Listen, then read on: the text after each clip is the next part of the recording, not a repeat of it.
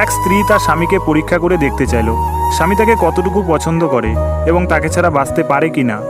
তাই সে তার স্বামীর প্রতিক্রিয়া জানার জন্য একটা চিঠি লিখল। দেখো, আমি তোমার প্রতি এবং আমাদের লাইফ নিয়ে প্রচণ্ড বিরক্ত। আমি আর তোমার সাথে থাকতে চাই না। আমি সারা জীবনের জন্য চলে গেলাম তোমায় ছেড়ে। এতটুকু লিখে স্ত্রী এই চিঠিটা টেবিলের ওপর রেখে দিল এবং সন্ধ্যায় স্বামী বাড়ি আসার 5 মিনিট আগে খাটের নিচে লুকিয়ে পড়ল।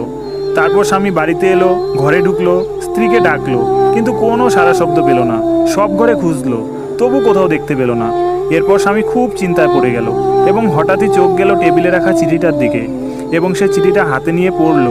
তারপর স্বামী কলম দিয়ে চিঠিতে কি যেন লিখলো এবং চিঠিটা পুনরায় টেবিলের ওপর রেখে দিল। একটু দুঃখ ভারাক্রান্ত থেকে স্বামী হঠাৎই খুব খুশি হয়ে গেল। শীষ বাজাতে লাগলো, গান ছেড়ে নাচতে শুরু করলো।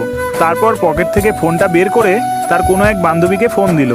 ফোন রিসিভ হওয়ার সাথে সাথে বলতে শুরু করলো, আজ অটোমেটিক্যালি আমার লাইফ থেকে আপদ দূর হয়েছে। ডার্লিং, তুমি আমার জীবনে আগের মতোই থাকবে। আমার স্ত্রী আমাদের মাঝে আর বাধা হয়ে থাকবে না। তুমি এনি টাইম আমার বাড়িতে চলে আসবে। সোনা, তোমাকে ছাড়া আমি বাঁচবো না। এসব বলার পর স্বামী ফোন রেখে বাড়ির বাইরে চলে গেল হাসতে হাসতে। হয়তো তার কোনো বান্ধবীকে বা অন্য কাউকে আনতে গেছে। এদিকে তার স্ত্রী খাটের নিচ থেকে কাঁদতে কাঁদতে বের হলো।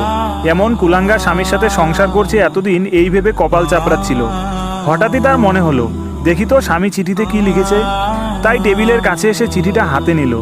চিঠির ভাঁজ খুলে স্বামীর লেখাটা বের করলো।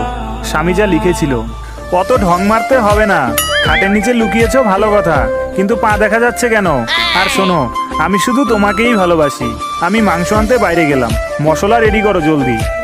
তো বন্ধুরা, ভিডিওটি কেমন লাগলো কমেন্টে অবশ্যই জানিও। ভালো লাগলে একটা লাইক করে